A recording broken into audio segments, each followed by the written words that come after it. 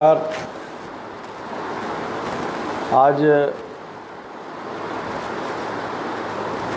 भारी पीड़ा के साथ आपसे रूबरू हो रहा हूँ।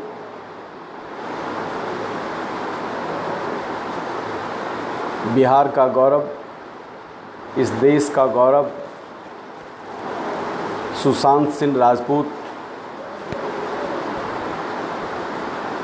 का रहस्यमय मौत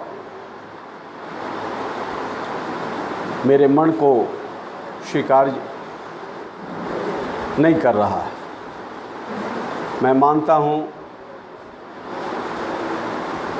और जितना मैं जानता हूँ उस हिसाब से मैं ये कह सकता हूँ कि सुशांत सिंह राजपूत की मौत के लिए फिल्म जगत के लोग जिम्मेवार हैं। मुंबई में एक गैंग ऐसा काम करता है जहां कोई मेधावी प्रतिभावान व्यक्ति का उभार होता है और फिर इंडस्ट्री के लोग उसे अपने कब्जे में कर अपने मन मुताबिक चलाना चाहते हैं। यह फिल्म का सितारा नहीं था, यह बिहार के उस गौरवशाली अतीत का एक धूमकेतु था जिसको 6-7 साल पहले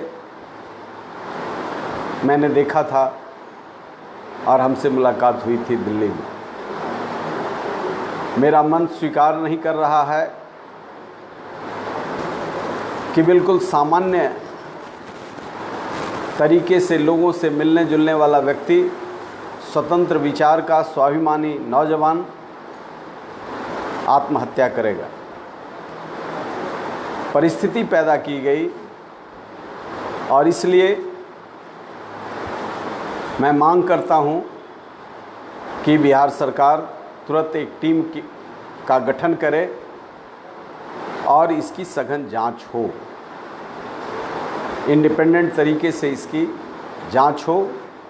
और यदि बिहार सरकार की एजेंसी सक्षम नहीं है तो इस मौत की जांच सीबीआई से कराई जाए, या प्रधानमंत्री से मैं मांग करता हूं। चूँकि सुशांत सिंह राजपूत एक फिल्मी कलाकार नहीं था, वह जब 12वीं क्लास में फिजिक्स ओलंपियाड में भारत में टॉप किया तभी मेरा ध्यान उस उभरते सितारे पर था। वह क्रिकेट का मैदान, ज्ञान के मैदान और कला के मैदान तथा लोगों के व्यवहार से जुड़ा हुआ, सामान्य तरीके से हंसता जीता एक ऐसा फरिश्ता था जिसे याद कर बरबस पूर्णिया का वह इलाका फणीश्वर नाथ रेणु के उस स्वर्णिम इतिहास की ओर, उनके मैला आंचल की ओर मुझे ले जाता है।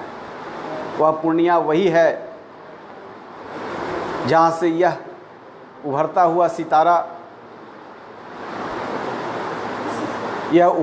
सितारा आज दुनिया के मानचित्र पर एक नया इतिहास लिखने वाला था। मात्र टेलर से लोग घबरा गए और कुछ कुत्सित विचार वाले लोगों ने उसके रास्ते को रोकने का प्रयास किया। यह तारा बुझ गया। मैं कल घर पर गया था और जब मैं घर पर गया तो सुशांत का वह 8 साल पहले मुझसे दिल्ली की मुलाकात मुझे भीतर से झकझोर दिया और एक लाचार पिता को मैंने देखा। इतना विराट व्यक्तित्व परिवार को लाचार छोड़। इस तरह के कितने नौजवान विलीन हो जाते हैं, प्रतिभाएं समाप्त हो जाती हैं। हमें अपने विद्यार्थी जीवन का वह पूर्णिया का आंचल और वहीदा रहमान और राज कपूर का वह पूर्णिया में जब शूटिंग हुआ था तीसरी कसम का, तो मुझे याद आया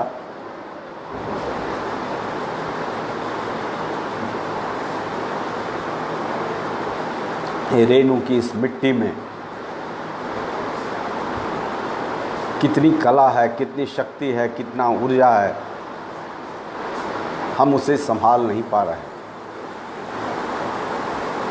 हम जाति और धर्म में बट करके इतिहास के इस उदयमान सितारों को वो जगह नहीं दे पा रहे हैं।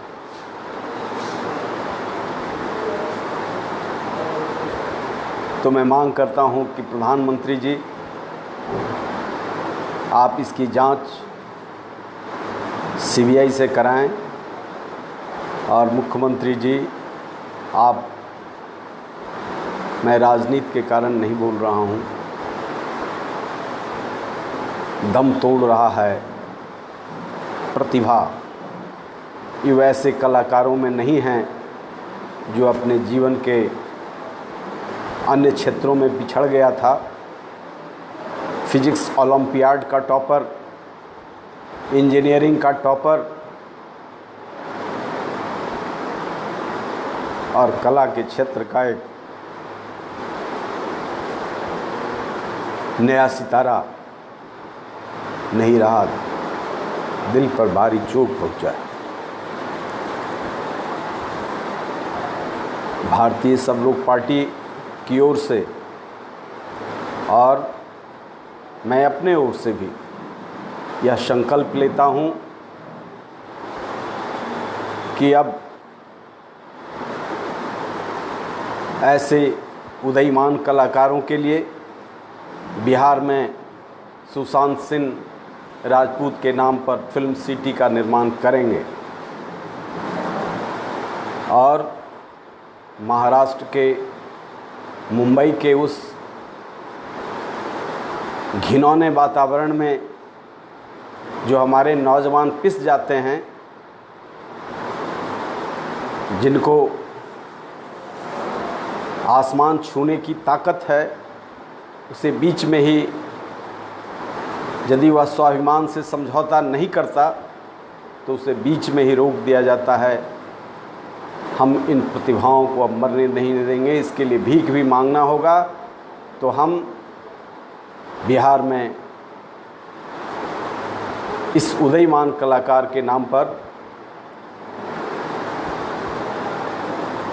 हम फिल्म सिटी का स्थापना करेंगे। भीख भी मांगना होगा तो हम भीख मांगेंगे, लेकिन